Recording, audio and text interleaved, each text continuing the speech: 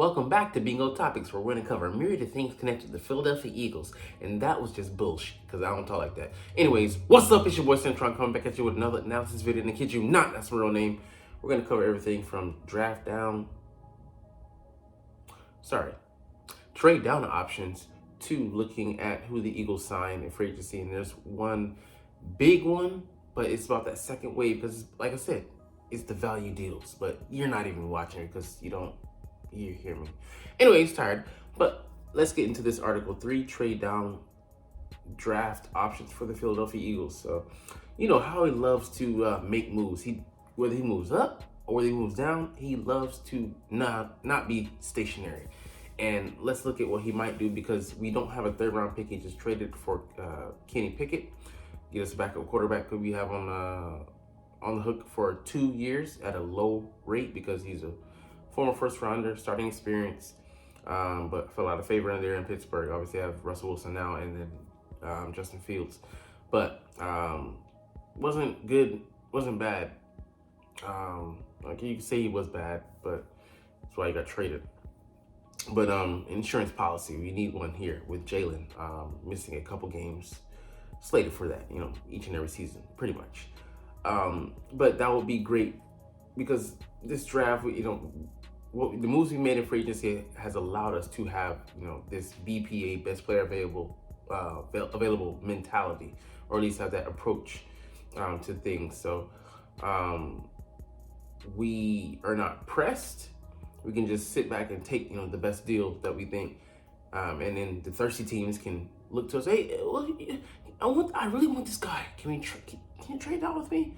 Yeah, for some spare change, motherfucker. So we can get, some good pickups, and hopefully that allows extreme flexibility to go up, stand pat, as well as accumulate picks. You know how we love draft capital.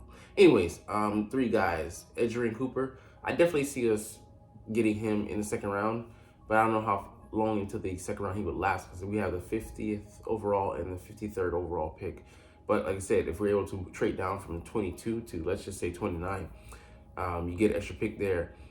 What would that be? I don't think it would be a second rounder, but maybe a third, and that would allow us to, move up, trade that pick, and then, get to where we want to get a specific guy that we are enamored with. So, and he definitely is one of them. He's high on the list. Debatable whether he's a top linebacker or not, but he's just so damn explosive. Ran a 4.51, and really will give us a guy for the future that, he's a heat-seeking missile. He finds trouble and addresses it, and he's not as good at spot dropping, zone coverage as Peyton Wilson. But I definitely think he'd be an improvement over what we've had over the past couple of years. So Braden Fisk, I just don't think we would have the numbers for it. Going D tackle 3 years in a fucking row. Jordan Davis, then Jalen Carter, then Braden Fisk. I mean, well, not first round, but a high pick in a second rounder. I just don't think, we're in the market for those guys. And we have guys who he would be better than, but do you need your 5th guy to be that good? Probably not, right?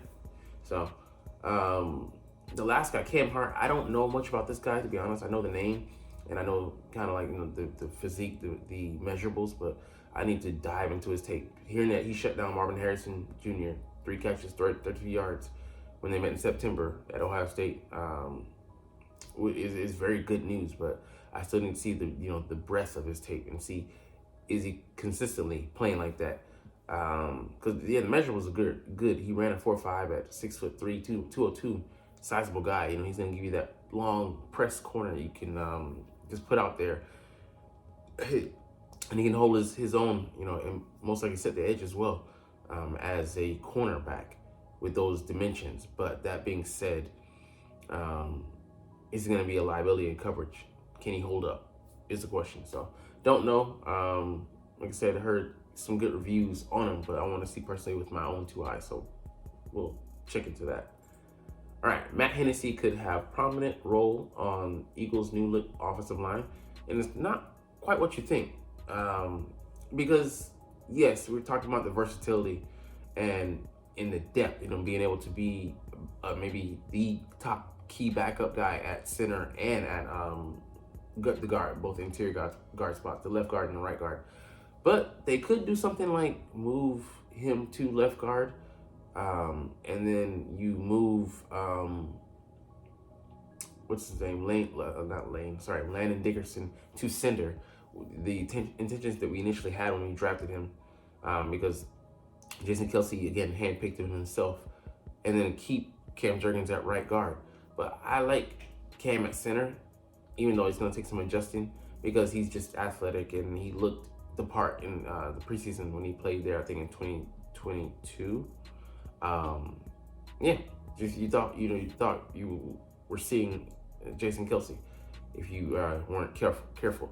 But I like center as his natural position. So could he compete at right guard? Sure, but I want a guy with more size, and Steen offers that.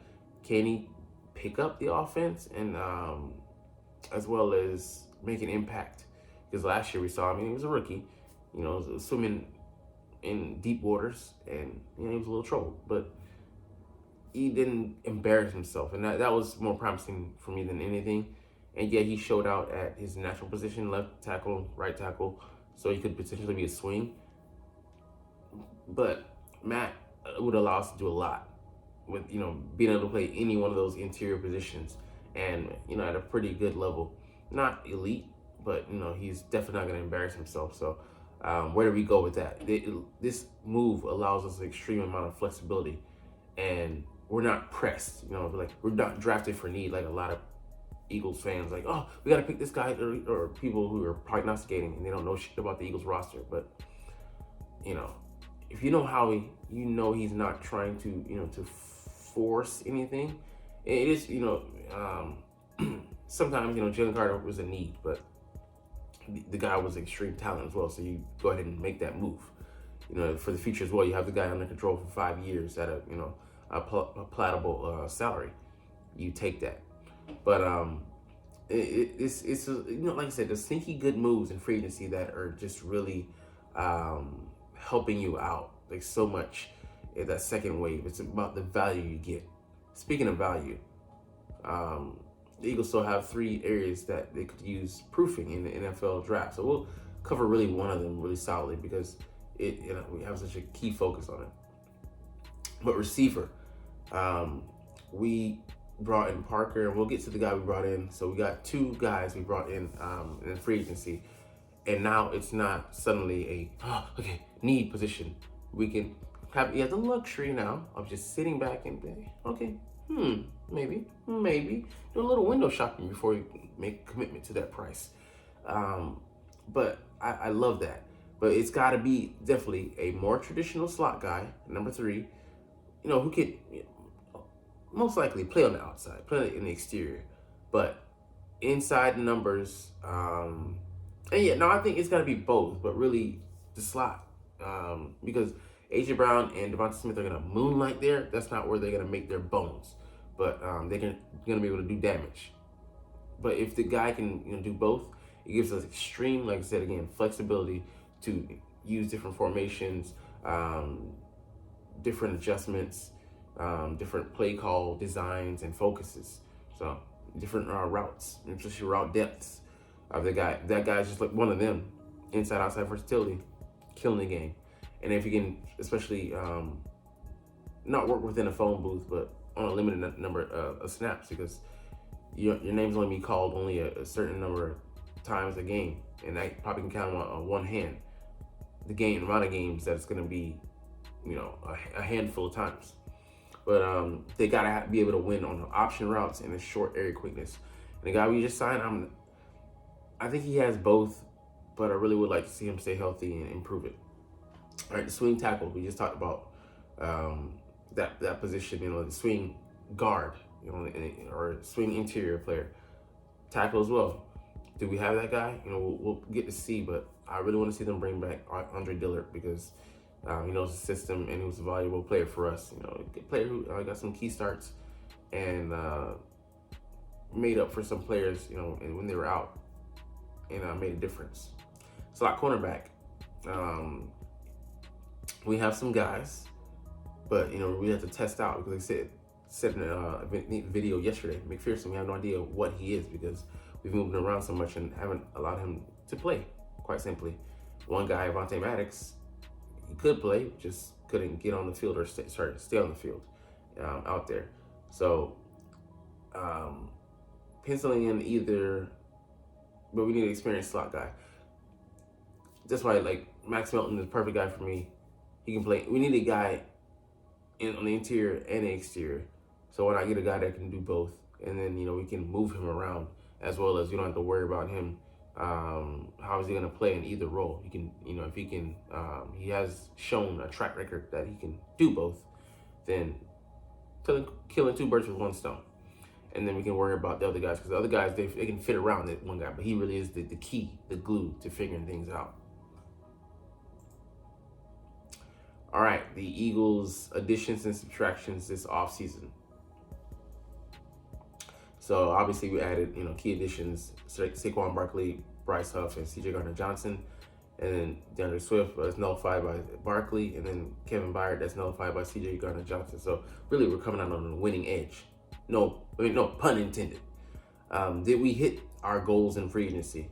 Yeah, to a degree, because we had an issue at each one of these positions. I mean, by departure or by a guy not being there, and then the depth that we lacked last year. And it's not just for those reasons, but these all made great signings because we were able to fill a hole, and then for multiple reasons. So, I mean, it just not having to, like I said, go desperate into the draft. Drafting for need is the, when you shop on an empty stomach and without a list, you're at your worst. It's the worst shopping you do because you're desperate. And our pantry's kind of half full, so we had the luxury just to, I already ate, so, sound, logical reasoning.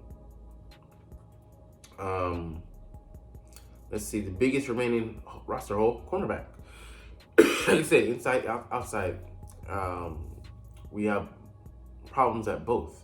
So it's not just the exterior corners who are aging, it's the interior guy who's had to get cut because he couldn't stay on the field. He was no longer a viable option.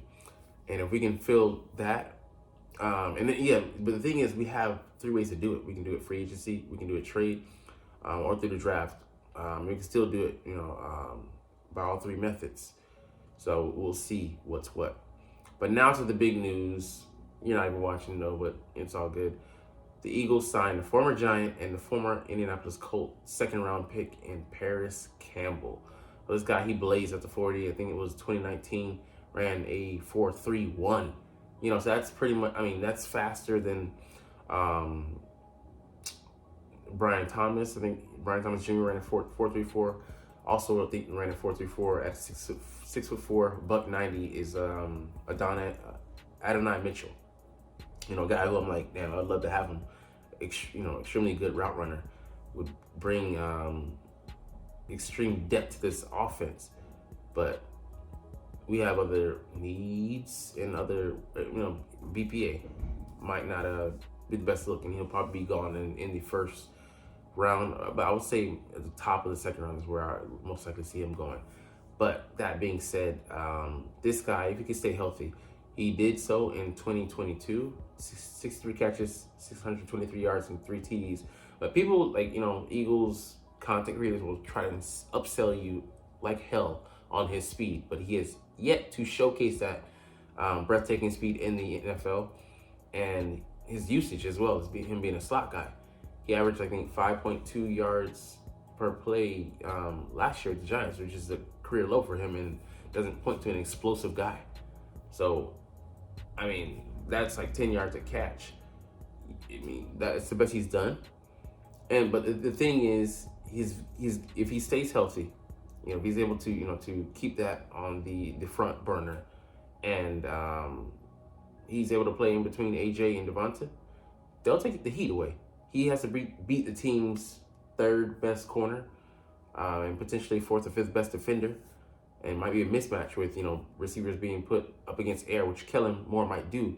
And then he has, like I said, that breathtaking speed might be able to isolate him, highlight him, if we find a way to do what no other team has been able to do before, get him untracked as a deep guy. I think there were some highlights of that and spots of him doing that thus far. This could be a great value, and I mean no Walmart signing for us. So I'm really excited about this. This is a guy I wanted last year, but things didn't pan out the way I thought. But happy to see that he's going to compete for a spot. But I think Kellen Moore can do some wonders with him. And we were wondering, who he might pick up, and other guys still might be in play. Like keep forgetting the receiver's name who went from one Texas team to another. He went from Dallas to the Houston Texans and had a bounce back year after he was dropping some passes, caused some interceptions for Dak Prescott the previous year. But I think he'll be a good signing for us. But time will tell. And this doesn't mitigate us. We're bringing in at least one, maybe potentially two receivers. I can see us going day 2 pick with receiver, and then bringing in a guy like Luke McCaffrey on day 3, which would be perfect. So we shall see. But I'm excited to have him in the building. And it's funny, people wanted him over J.C.